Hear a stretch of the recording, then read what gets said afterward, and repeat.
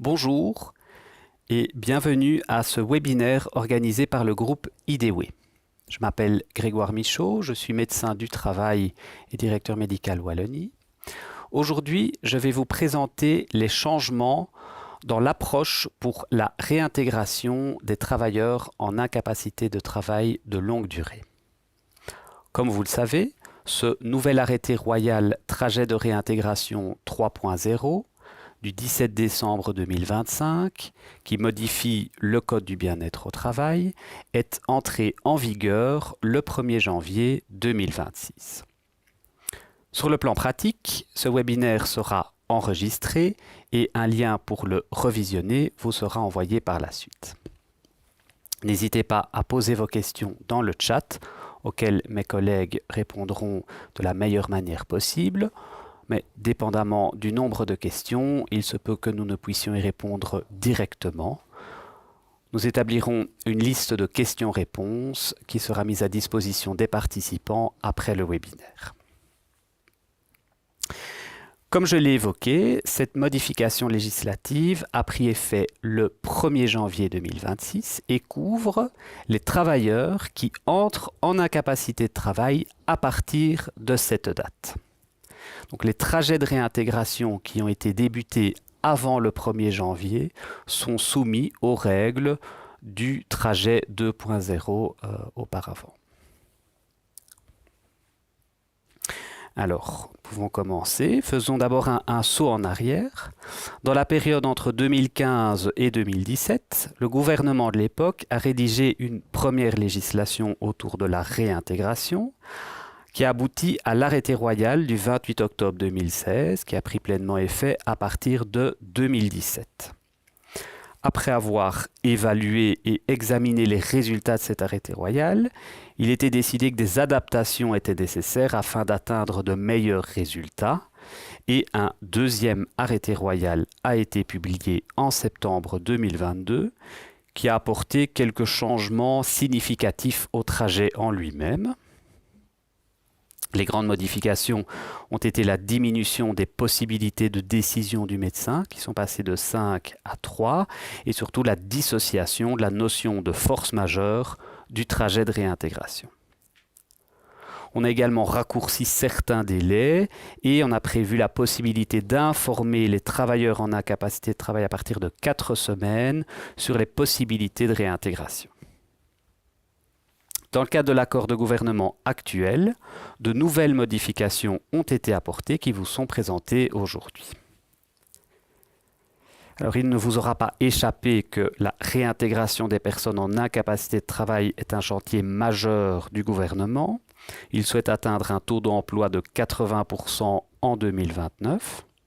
Alors, avec un taux de 72,7 ici au troisième trimestre 2025, nous en sommes encore assez éloignés. C'est bien pour atteindre cet objectif que l'on s'intéresse spécifiquement aux personnes en incapacité de travail, savoir que le nombre de personnes qui sont en invalidité, donc en incapacité depuis plus d'un an, dépasse déjà le demi-million. Pour se donner une idée, en 1997, le nombre était inférieur à 200 000. L'objectif principal du gouvernement est donc d'éviter l'afflux dans cette incapacité de longue durée en se concentrant plus rapidement sur la réintégration au travail. Cela a résulté donc en 3 axes principaux. Il faut premièrement éviter que les travailleurs ne tombent malades. Il faut donc miser sur la prévention, qui est le cœur de métier d'IDEWE. Si des problèmes de santé apparaissent malgré tout, il faut éviter que ces personnes ne s'absentent. Et en cas d'absence, il est important d'accompagner ces travailleurs vers le retour au travail de la meilleure manière possible. Et c'est pourquoi un certain nombre de nouveautés dans l'approche de la réintégration ont été élaborées. Il y a ici 8 points principaux que je vous énumère brièvement et nous les détaillerons par la suite. Premièrement, le travailleur a la possibilité de demander à son employeur un travail adapté en cas de risque d'absence. Deuxièmement, l'employeur est tenu de rester en contact avec le travailleur malade. Troisième point, l'employeur a désormais la possibilité de demander un trajet de réintégration dit informel pour le travailleur. C'est ce qu'on appelle la visite préalable à la reprise.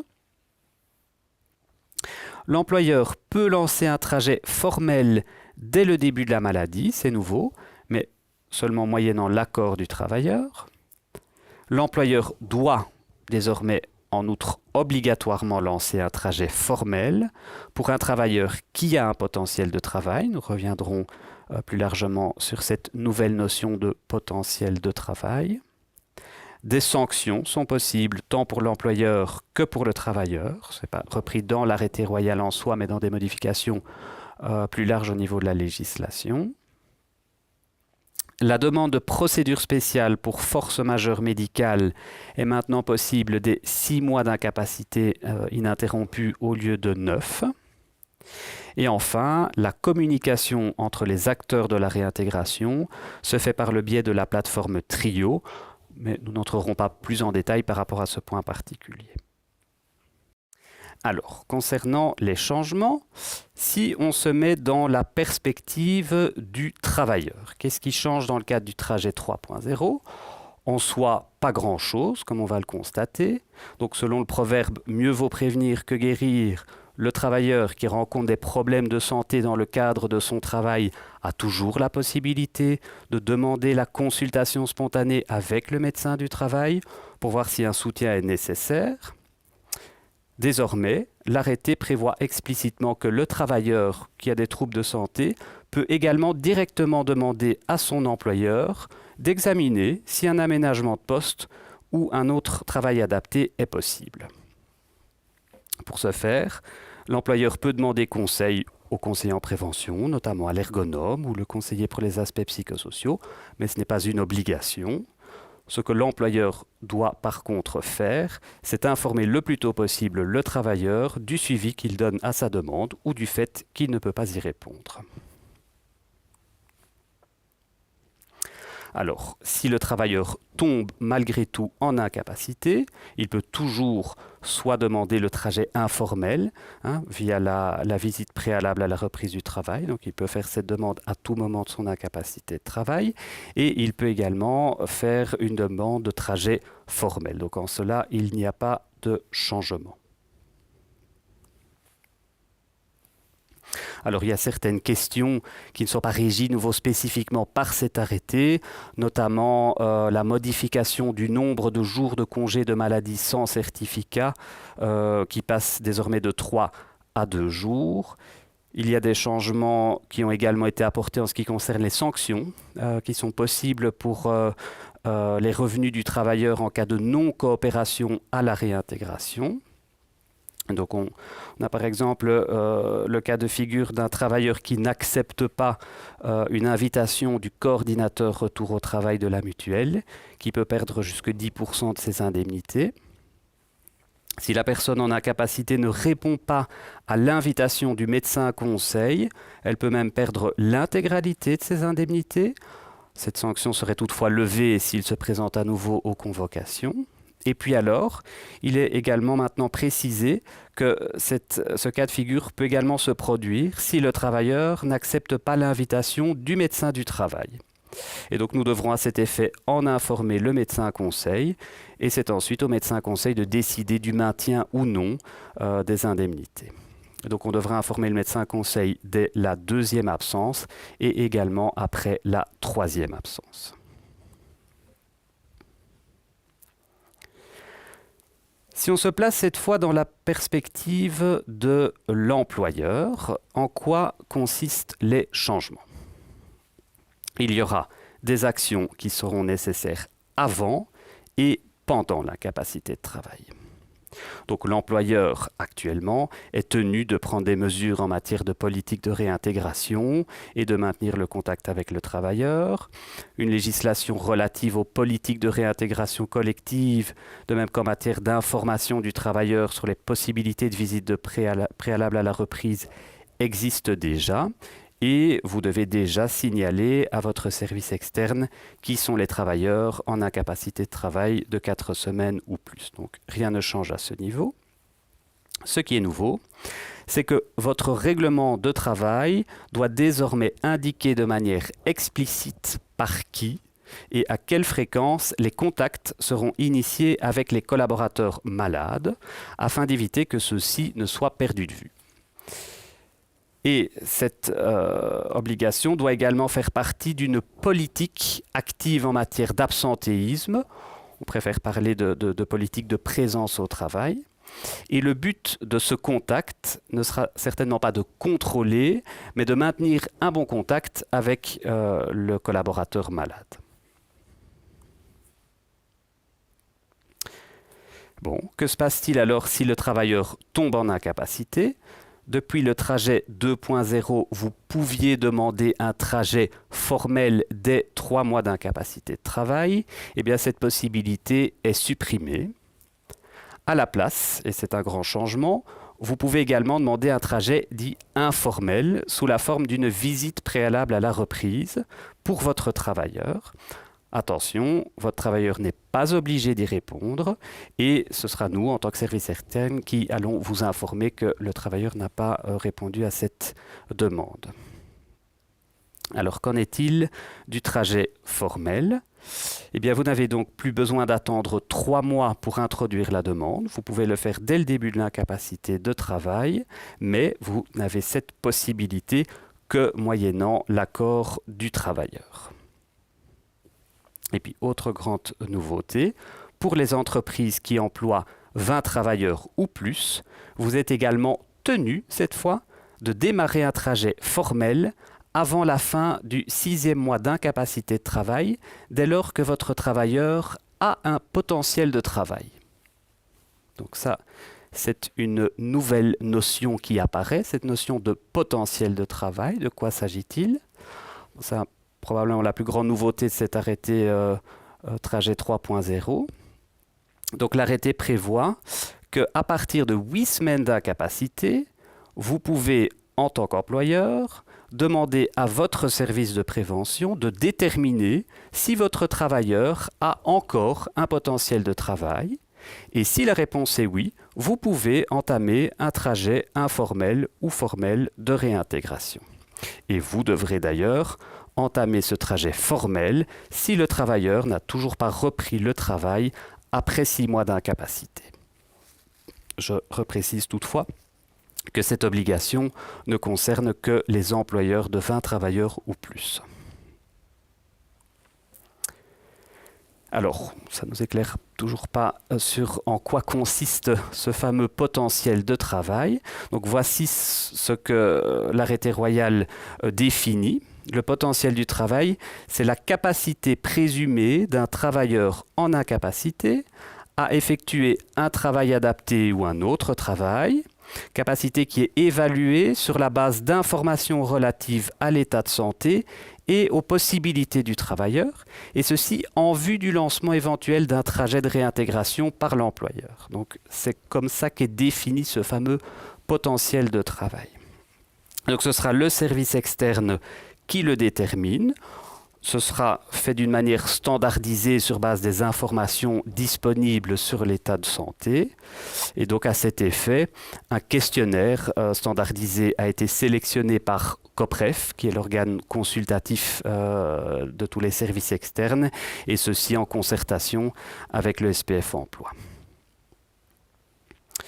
Donc ce questionnaire est envoyé aux travailleurs lorsqu'une demande est introduite par l'employeur, et cette demande est possible à partir de 8 semaines d'incapacité de travail. Et donc, comme je l'ai mentionné précédemment, en cas de potentiel de travail, alors l'employeur peut lancer un trajet formel ou informel, et un trajet formel doit obligatoirement être demandé si le travailleur n'a toujours pas repris le travail après 6 mois d'incapacité et qu'il a donc bien un potentiel de travail.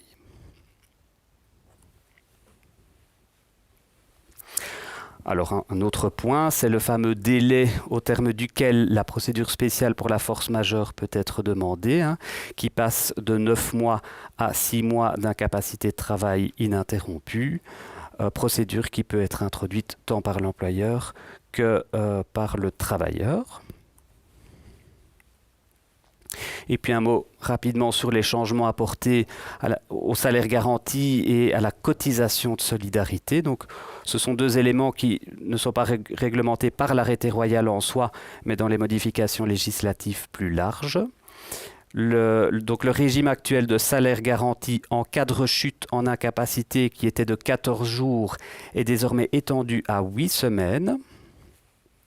La limitation de la neutralisation du salaire garanti aux 20 premières semaines de reprise partielle de travail, le temps partiel, est quant à elle supprimée. Et alors la cotisation de responsabilisation pour les employeurs dont le nombre de travailleurs en invalidité était supérieur à la moyenne sera supprimée et remplacée par une cotisation de solidarité pour laquelle chaque employeur de plus de 50 travailleurs devra supporter 30% de l'indemnité maladie au cours des 2e et 3e mois de maladie, ceci à l'exclusion des travailleurs âgés de plus de 50 ans.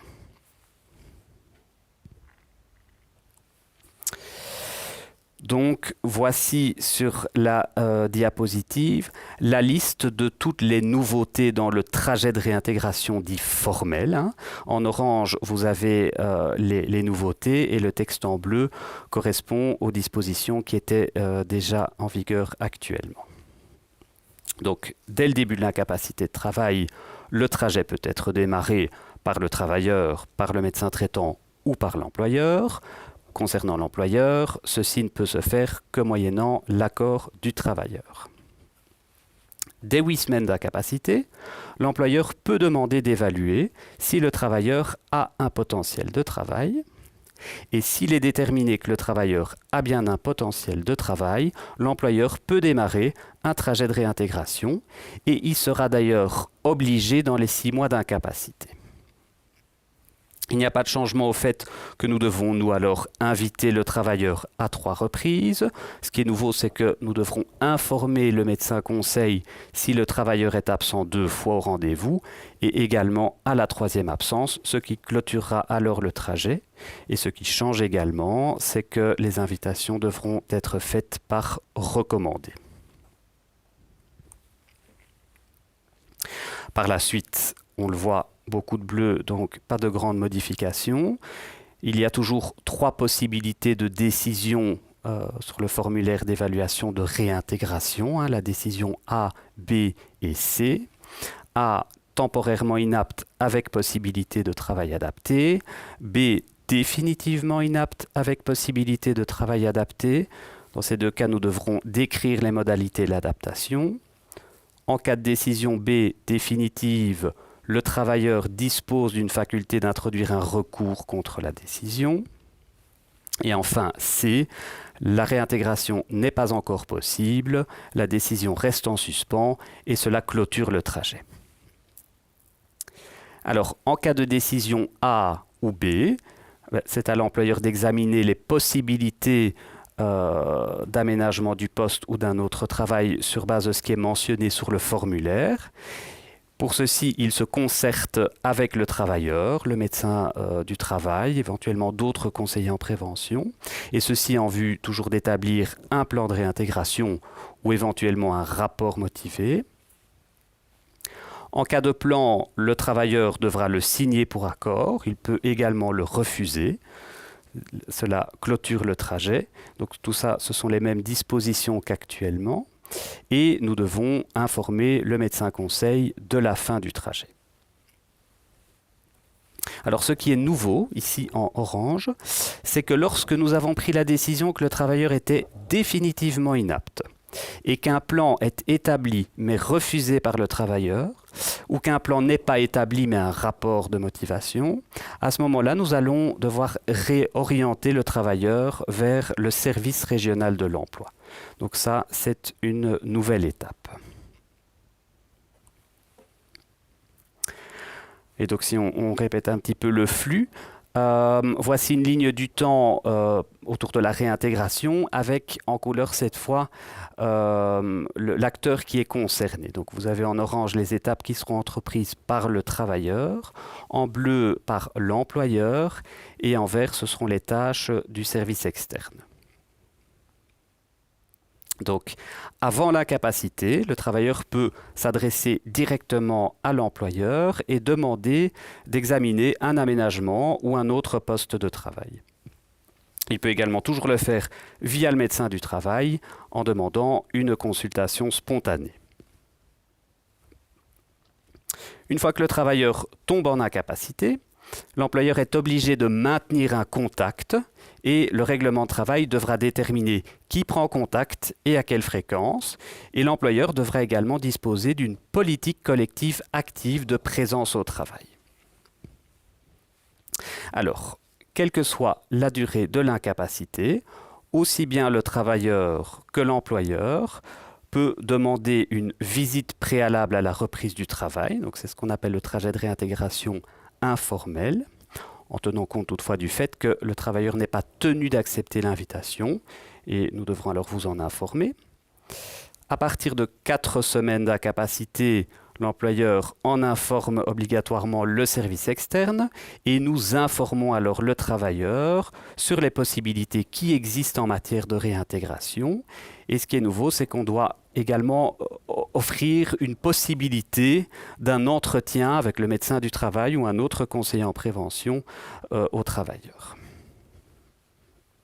Alors à partir de 8 semaines d'incapacité, c'est nouveau, l'employeur demande au service externe de déterminer s'il existe un potentiel de travail.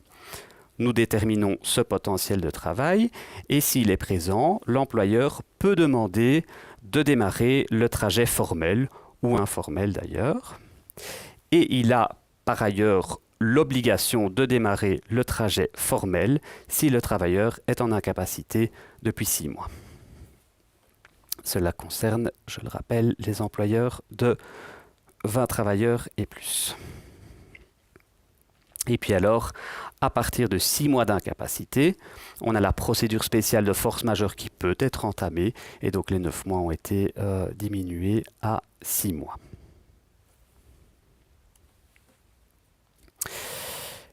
Alors, en quoi IDEWE peut vous aider dans toutes ces nouveautés ?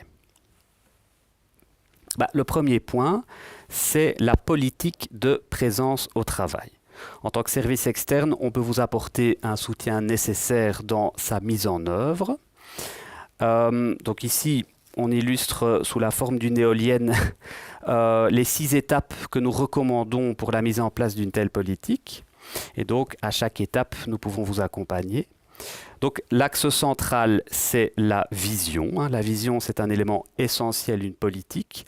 Que représente pour vous la réintégration? Comment allez-vous la prendre en charge? Comment allez-vous aborder la question des longues absences? Comment allez-vous entretenir un contact chaleureux avec les travailleurs, etc. Nous pouvons également vous aider à mieux comprendre vos chiffres d'absentéisme et vous conseiller sur la manière de les enregistrer. On a également une bonne connaissance du cadre juridique et on dispose d'outils qui peuvent aider à explorer les possibilités de réintégration et de travail adapté. Il est également important d'avoir un cadre d'accord clair pour compléter l'éolienne qui ne tournera correctement que si tous les membres de l'entreprise sont formés et sensibilisés à la réintégration. Et en cela, on peut également contribuer à vous aider. Il y a un autre message qui est important, c'est qu'une telle politique de présence au travail gagne du sens si elle est inscrite dans le cadre plus large de votre politique de bien-être dans l'entreprise. Et donc à cet effet, il convient de ne pas uniquement se concentrer sur la réintégration en tant que telle, mais également de mettre l'accent sur la prévention primaire, secondaire, et également sur le maintien à l'emploi. Et donc c'est vraiment une approche globale qui gagne à être réfléchie. Nous pouvons également, en tant que service externe, vous soutenir dans le maintien du contact avec les travailleurs absents. Donc ici, les employeurs qui fonctionnent déjà avec Electra ou MyIDEWAY Professional reconnaîtront la manière via laquelle la demande ou la possibilité de nous informer des travailleurs qui sont en incapacité de travail de 4 semaines vous est offerte. Et donc, quand cette information nous parvient, on informe le travailleur sur les possibilités, ainsi que sur la possibilité d'un entretien, et ceci se fait idéalement via mail si on dispose de leur adresse ou à défaut par courrier. En 2024, on a ainsi envoyé plus de 6 000 mails et 15 000 lettres aux travailleurs dans ce contexte. Alors on peut également vous aider à garder le contact avec les collaborateurs malades. Donc on propose ce qu'on appelle un contact téléphonique en cas d'incapacité de travail.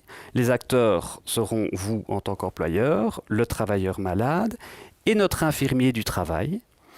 Et l'infirmier cherchera alors à établir un lien à différents moments de la capacité de travail afin de donner au travailleur un aperçu des différents aspects de la maladie, les obstacles qu'elle crée, le processus de rétablissement, les besoins d'adaptation nécessaires, mais surtout les possibilités de soutien qui sont disponibles pour le travailleur.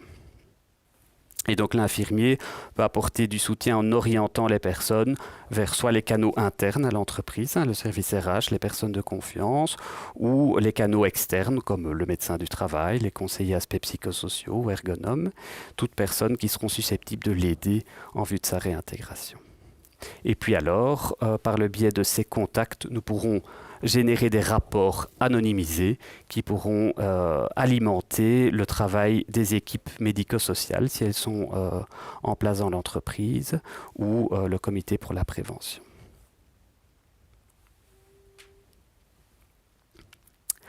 Alors, en quoi nous vous apportons le soutien? C'est dans l'évaluation du potentiel de travail. On sait que aucun travail n'exige l'utilisation complète de toutes ses capacités et donc nous allons examiner ce que le travailleur a comme possibilité lui-même, ainsi que sa motivation et sa confiance en lui afin de pouvoir assumer son travail.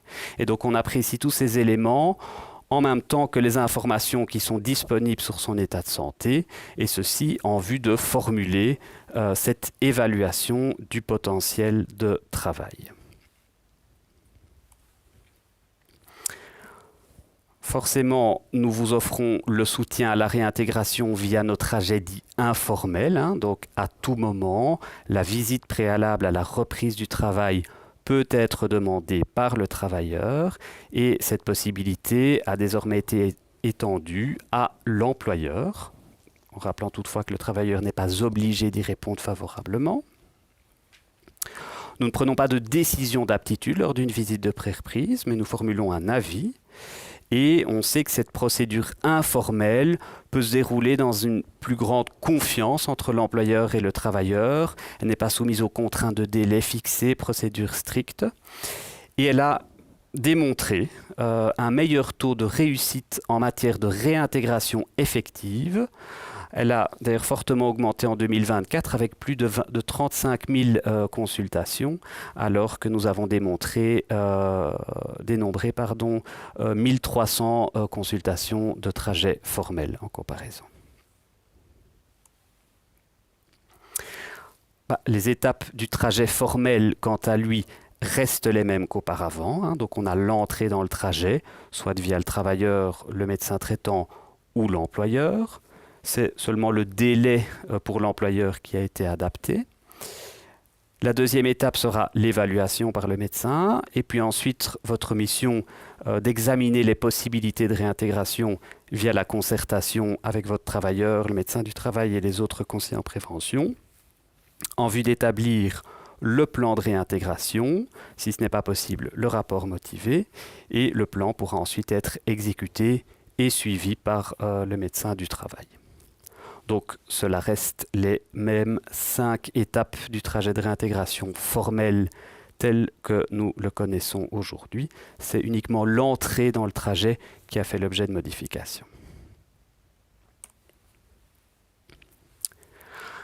Alors, en approchant de la fin de ce webinaire, j'attire également votre attention sur les offres de formation autour de la réintégration que vous pouvez consulter sur notre site internet. Donc on a la formation Ability Management, Ability Case Management. On a également la formation Gestion de l'absentéisme et une formation élaboration d'une politique en matière absentéisme. Du coup, nous en arrivons à la conclusion. Quels sont les principaux messages que nous voulions vous transmettre dans ce webinaire? Premièrement, investissez dans une bonne politique de présence au travail, cela portera ses fruits. Engagez-vous à établir un contact chaleureux entre vous, en tant qu'employeur, et vos collaborateurs malades. Comme on dit, loin des yeux, loin du cœur. La réintégration informelle a fait ses preuves et certainement lorsque l'on se concentre sur le potentiel du travailleur plutôt que sur ses limites.